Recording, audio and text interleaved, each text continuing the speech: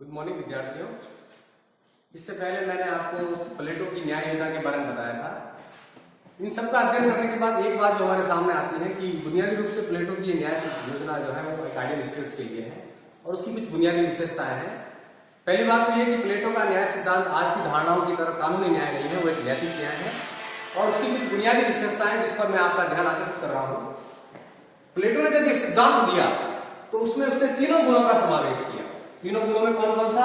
विवेक, साहस तथा शुद्धा।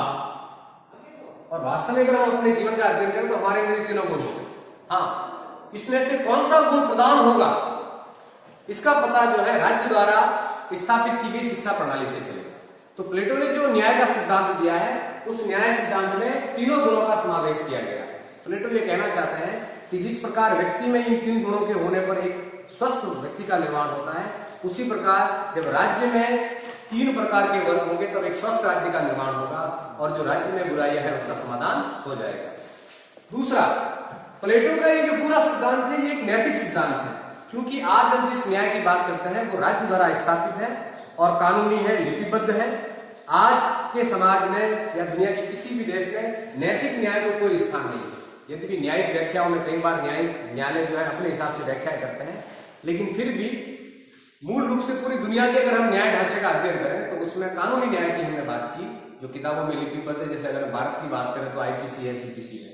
प्लेटो ने जो न्याय सिद्धांत दिया वो एक नैतिक है, यानी आपको खुद ये तय करना है कि आपको किसमें जाना है, आपके गुण क्या है, और ये नैतिकता है कि आपको इसका पालन करना है।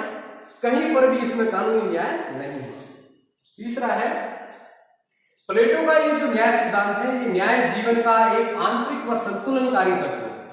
एक तो ये आंतरिक विषय है, दूसरा संतुलनकारी है कि आपके तीनों गुणों का बैलेंस है, इसका मतलब आप स्वस्थ हैं। उसी प्रकार राज्य में भी अगर तीन वर्ग है तो राज्य स्वस्थ है।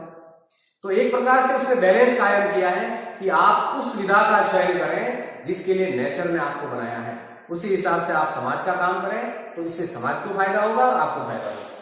तीसरा, कार्य विशिष्टीकरण का सिद्धांत है। एक बार जब आपके गुणों का निर्धारण हो जाए कि आप में वो गुण प्रदान है तो वही काम आपको करना है। इसे कहते हैं कार्य विशिष्टीकरण का सिद्धांत। हो ये रहा है कि आज के राज्य में व्यापारी भी राजा बनना चाहता है, यानी शासक बनना चाहता है, सैनिक भी शासक बनना चाहता है।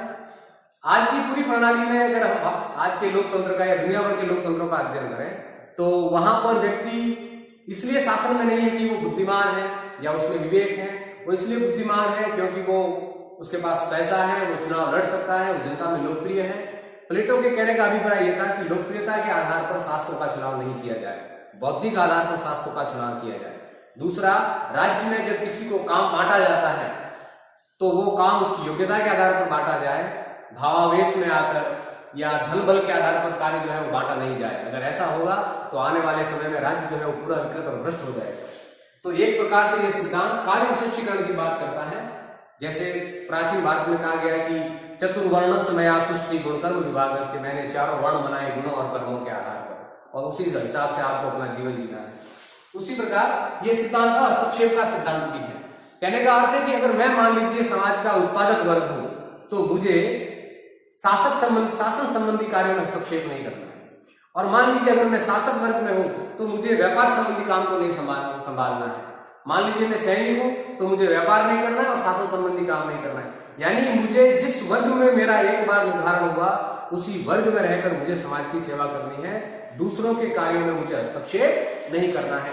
इसे कहा जाता है हस्तक्षेप का सिद्धांत। अगला है, अगर ये मूल बात है कि प्लेटो ने सिद्धांत दिया क्यों, न्याय का सिद्धांत। मैंने पहले ही कहा कि ये धारणा नैतिक है और नैतिक चीजों पर कानून लागू नहीं होता कई मायनों में। प्लेटो का बुनियादी उद्देश्य यह था कि कुल मिलाकर व्यक्ति की बुद्धि को जानकर ये जो राजसत्ता है वो दार्शनिकों के हाथों में दी जाए, क्योंकि राज्य में बहुत सारी बुराइयां हैं। राज्य में करप्शन है, राज्य में भाड़े की सेना है, राज्य के अंदर जो है वो अयोग्य व्यक्तियों का शासन है।